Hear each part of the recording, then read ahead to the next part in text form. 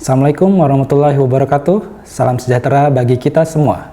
Perkenalkan, saya Fendi Yoga Pratama, dosen program studi Pendidikan Guru Sekolah Dasar Fakultas Keguruan dan Ilmu Pendidikan Universitas Ahmad Dahlan.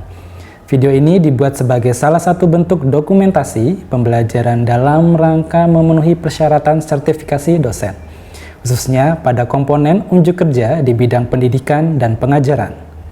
Pada kesempatan ini, saya akan memperkenalkan salah satu mata kuliah yang saya ampu, yaitu Keterampilan Berbahasa dan Sastra Indonesia.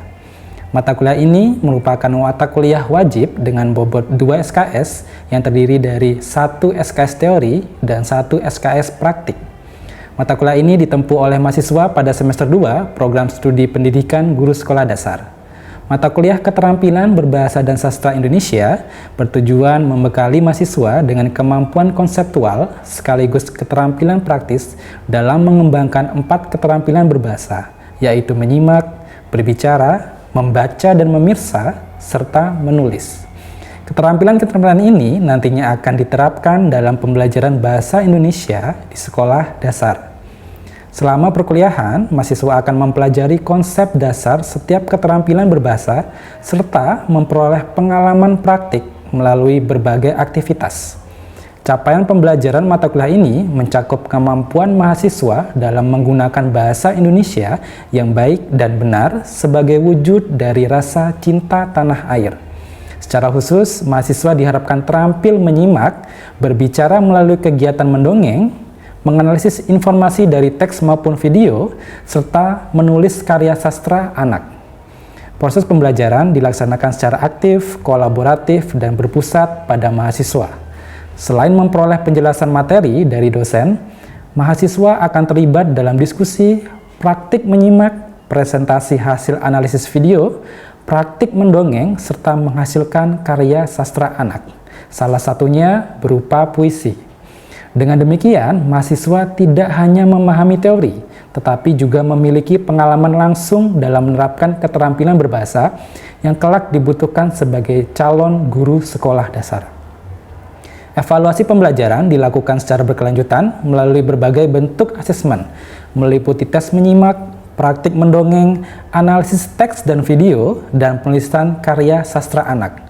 Penilaian diarahkan untuk mengukur ketercapaian kompetensi mahasiswa secara komprehensif, baik dari aspek pengetahuan maupun keterampilan. Demikian pengenalan singkat mengenai mata kuliah Keterampilan Berbahasa dan Sastra Indonesia. Terima kasih atas perhatiannya. Wassalamualaikum warahmatullahi wabarakatuh. Waalaikumsalam warahmatullahi wabarakatuh.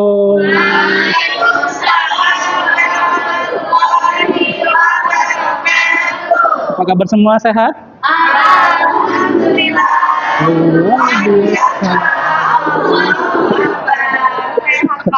Saya Pema ya. Oke. Apa kabar? Baik. Alhamdulillah. Alhamdulillah ya. Saya soalnya tidak yakin kalian sudah sehat ya. Karena kalian dari tadi itu kedinginan terus. Ya. Oke. Minggu lalu saya ingin kalian ingat kembali minggu lalu kita belajar apa? Menyimak puisi ya. Minggu lalu kita menyimak puisi. Hari ini kita akan belajar menulis puisi. Ya, tetapi sebelum menulis puisi, kalian nanti akan memahami karakteristik dari puisi anak ya. Jadi hari ini kita akan spesifik belajar tentang puisi anak. Mengapa belajar puisi anak? Karena kalian adalah calon dan calon orang tua. Ya, mau menikah semuanya? Ya, jadi harus paham mengenai puisi anak. Oke. Ketika kalian mendengar kata puisi anak, apa yang ada di pikiran kalian? Anak-anak, benar. Apalagi? Orang tua, keluarga, apalagi? Oh, kata-kata yang indah, bagus sekali. Subhanallah. Memiliki pesan untuk anak. Ada lagi? Mudah dipahami. Semuanya benar, ya. Jadi puisi anak berkaitan dengan anak-anak. Nah, ya. Jadi, ketika kalian mendengar kata puisi anak, sebenarnya itu tidak selalu berkaitan dengan kata-kata yang indah. Ya. Kalau misalnya kalian mendengar kata puisi, biasanya kan yang ada di pikiran itu kata-kata yang puitis. Senja, apalagi temaram, apalagi kata-kata yang indah, lagu. Enggak, saya tadi pagi mendengar lagu Mangu. Apa gue nggak masuk logika. Mangu ya, itu artinya apa? Terdiam, termangu. Ya. Dari kata mangu, jadi mangu artinya diam, tertegun. Ya, itu kata-kata yang puitis. Tetapi untuk puisi anak itu tidak harus puitis. Ya, dan definisinya luas. Tidak hanya kata-kata yang indah, ya. Tidak sekedar indah, terkadang tidak punya makna. Tidak ada artinya. Ya, kalau puisi dewasa itu pasti memiliki makna. Tapi untuk puisi anak itu kadang tidak punya arti dan tidak punya makna. Ya. Lalu yang terakhir berirama dan mudah dilakukan. Ya. Oke, jadi hari ini kita akan belajar jenis-jenis puisi anak. Ya. Nanti akan ada 2 jenis puisi anak, ya, berdasarkan usia dari anak tersebut. Ada puisi anak di usia awal dan ada puisi anak di usia lanjut. Ya. Puisi anak di usia awal itu ada banyak jenisnya. Yang pertama, lagu pengantar tidur. Yang kedua, tembang dolangan. Yang ketiga adalah puisi lagu. Itu untuk anak yang usia awal. Tetapi ada juga puisi untuk anak usia lanjut, yaitu puisi bertema. Ya. Apa ciri-cirinya? Kita belajar dulu yang untuk anak usia awal ya. Apa cirinya? Ciri puisi anak untuk anak usia awal itu bisa dilakukan atau banyak dilakukan. Ya, contoh ini adalah lagu pengantar tidur.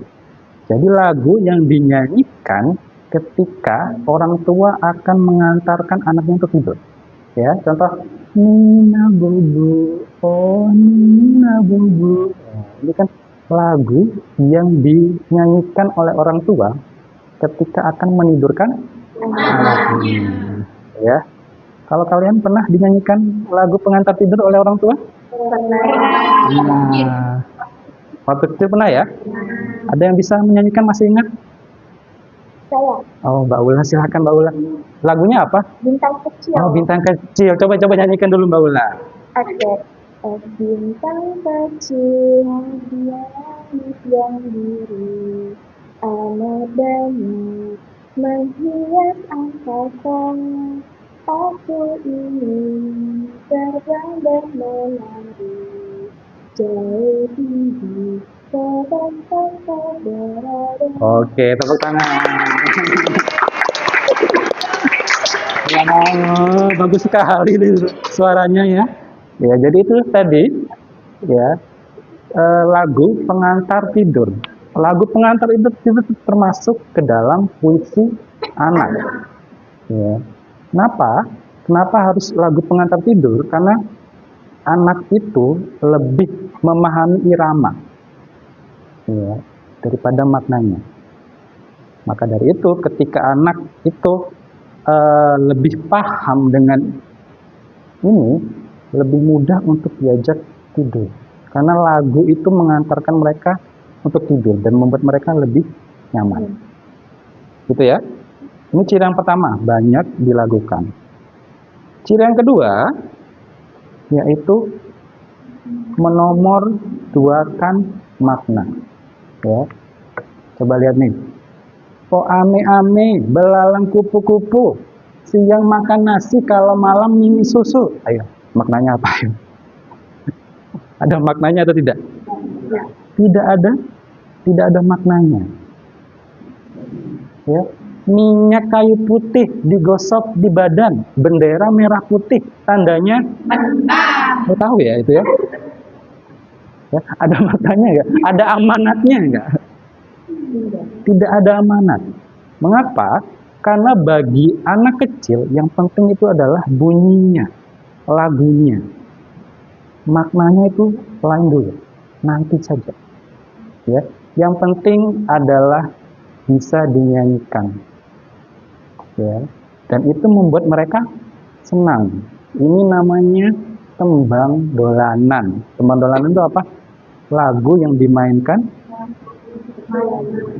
Benar, lagu yang dimainkan ketika kalian bermain. Ya. Masih ingat tembang dolanan ketika kalian masih kecil? Masih ingat ya? Iya, cubla-cubla sun, ya. Semua lagu yang dimainkan ketika kalian bermain itu namanya tembang dolanan. Ya, bisa dilakukan tetapi belum tentu punya makna. Karena bagi anak, makna itu tidak penting. Gitu ya? Oke. Ciri selanjutnya adalah mementingkan bunyi. Ya, kalian tahu lagu ini ya?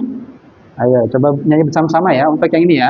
Yang potong bebek angsa dulu ya. Oke, 1, 2, 3. Potong bebek angsa dan sapi urani, anak lima angsa dan seempat kali, sorong ke kiri, sorong ke kanan,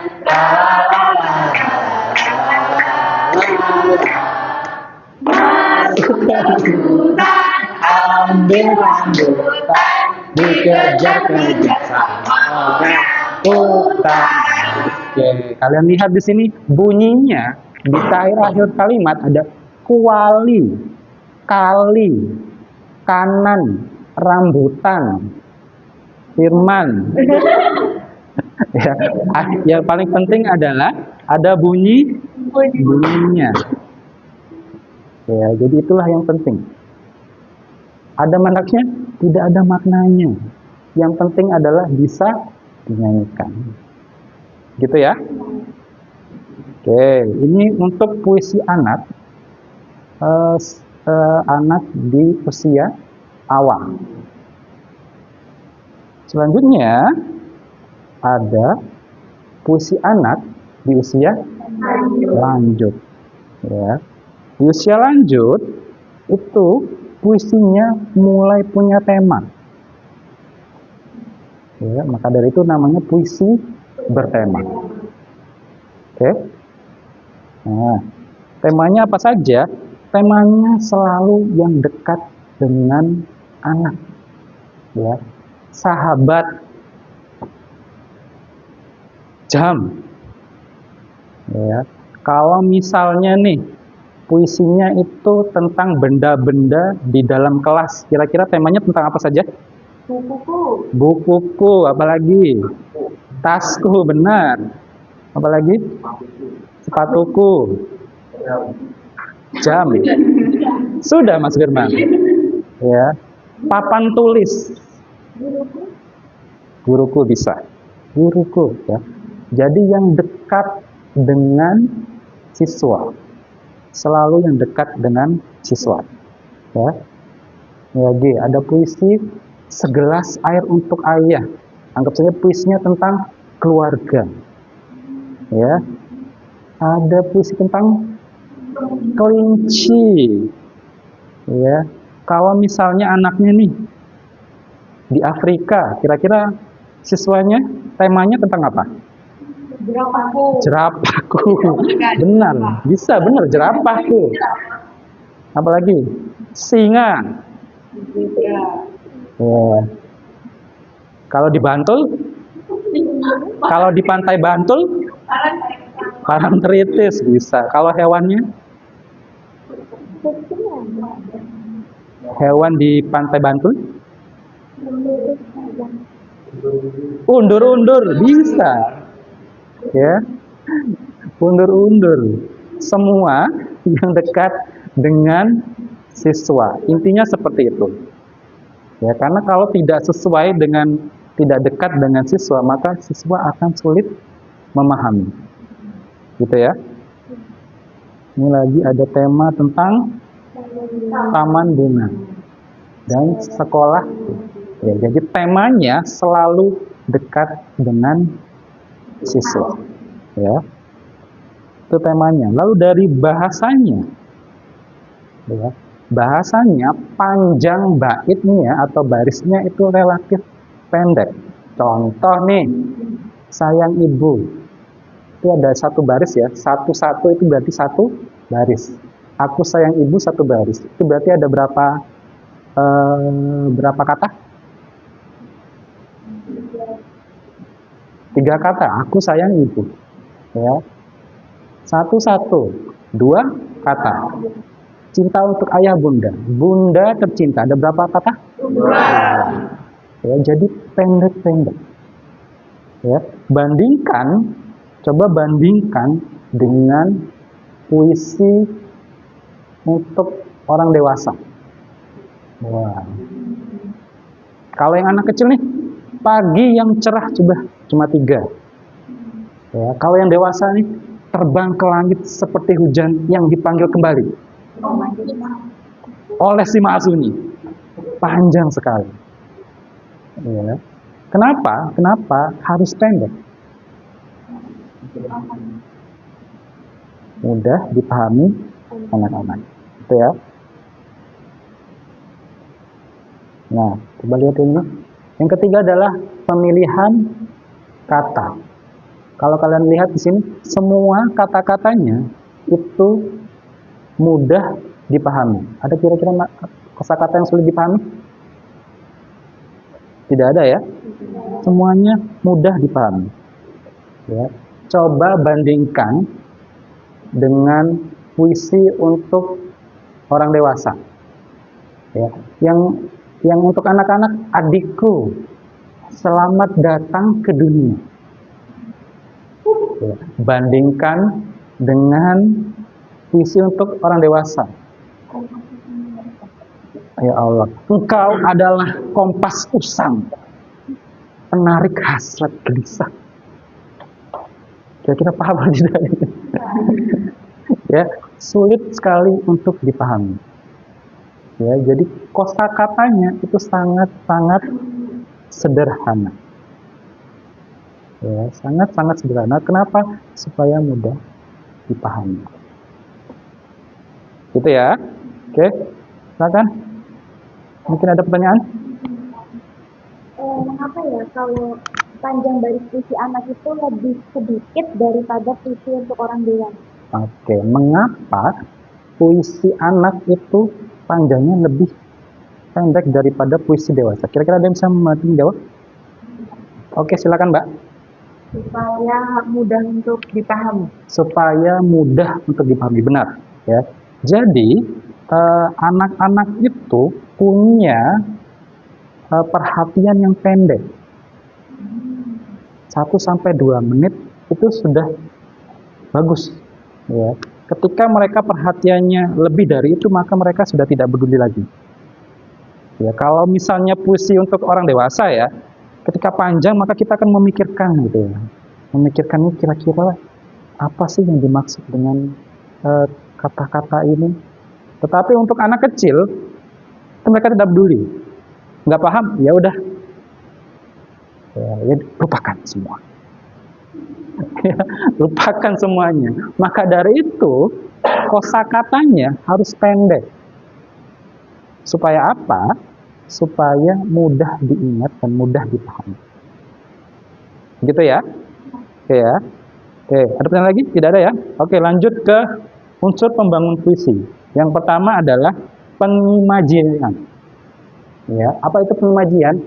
Tata atau susunan kata-kata yang dapat mengungkapkan pengalaman sensoris.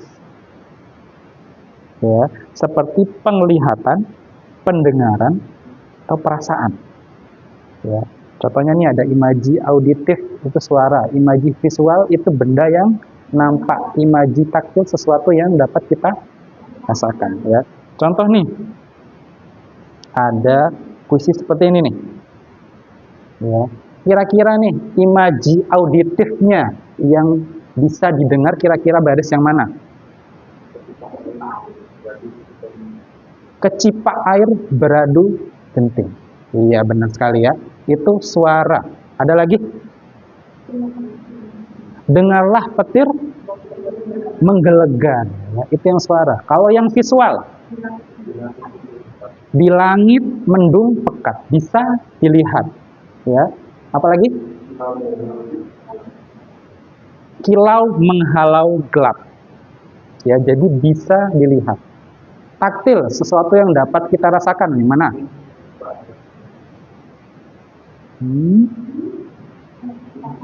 Baris pertama, angin menyerba hawa dingin. Ya benar ya, karena dingin ya, berarti bisa dirasakan. Jadi harus seperti ini. Kenapa? Karena siswa itu kesulitan untuk memahami hal yang abstrak. Jadi harus bisa ditangkap oleh indera mereka. Gitu ya. Jadi harus ada imajinya. Oke, gitu ya. Itu yang pertama. Yang kedua, ada unsur pembangun puisi bahasa kiasan atau majas. Ya, sini ada satu majas, namanya majas hiperbola. Ya, sampai membajiri seluruh kelas, hingga badanku basah kuyup seperti laut. Ya, hiperbola itu artinya melebih-lebihkan, lebay. Ya, melebih-lebihkan. Padahal tidak sampai seperti laut juga, gitu kan ya. Ya, kira-kira ada contoh lain yang hiperbola ada? Silakan Firman. Hari ini panas, mataharinya seperti di atas kepala satu jengkal. Oke. Ya, jadi ada panasnya, itu panas sekali, seolah-olah ada matahari satu jengkal Di atas kepala. Melebih-lebihkan, tidak mungkin kan ya. Kalau ada seperti itu ya berarti kiamat. Jangan sampai ya. Jadi itu adalah majas hiperbola, melebih-lebihkan ya. Lalu ada unsur pembangun puisi yang ketiga, ada rima. Ya, tapi tidak semua puisi punya rima. Ini opsional. Ya. Rima berselang, ada AB, AB. Ada rima berangkai, AA, BB. Ada rima baris, AA, AA. Lalu ada rima berpeluk, AB, ya. Ini rima di dalam puisi anak. Ya, tetapi sekali lagi, tidak semua puisi anak punya rima. Ya, bergantung pada penulisnya. Kalau penulisnya mau membuat dengan rima, silakan. Tapi juga kalau tidak mau, ya tidak masalah. Ya, oke ya. Itu tadi untuk unsur pembangun puisi. Sekarang kalian coba untuk membuat puisi. Puisinya puisi anak dengan tema. Ya, coba kalian lihat benda-benda di sekitar kalian ya. Kalau misalnya tidak ada benda, mungkin apapun itu ya, tentang keluarga, tentang sahabat, silakan kalian buat puisinya sedikit saja, 4 baris saja.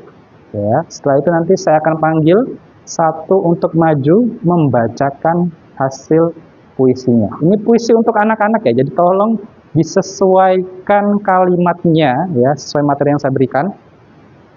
Ya, kosakatanya harus sederhana. Oke ya, silakan membuat dulu. Nanti akan saya panggil satu untuk membuat puisi, membacakan puisinya.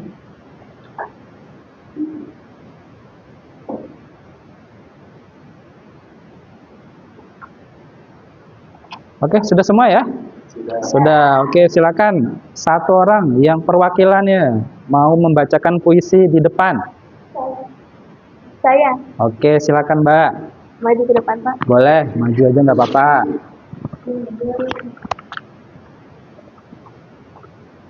Oke, judul puisinya itu adalah Ibuku Tercinta. Ibuku tercinta, ibu, kau adalah matahari dalam hidupku. Kau selalu menghibur di kala sedihku. Kau selalu bersyukur atas bahagiaku. Itu puisinya. Oke. Bagus sekali. Terima kasih Mbak Ula. Puisinya bagus sekali ya. Itu tadi puisi anak-anak, temanya tentang Ibu. ya. Jadi diingat lagi ya. Untuk puisi anak temanya harus di sekitar siswa ya. Kalau kosakatanya seperti apa? Bahasanya seperti apa? Sederhana. Kenapa harus sederhana? Agar mudah dipahami. Begitu ya. Ya. Semoga nanti kalian ketika sudah punya anak, jangan lupa untuk sering-sering membacakan puisi untuk anaknya ya. Ketika nanti kalian jadi guru, jangan lupa untuk sering juga mengajak siswanya untuk membuat puisi ya. Supaya apa? Supaya anak-anak bisa menghargai karya seni. Ya, jadi jangan sampai anak-anak kalian lebih banyak melihat HP.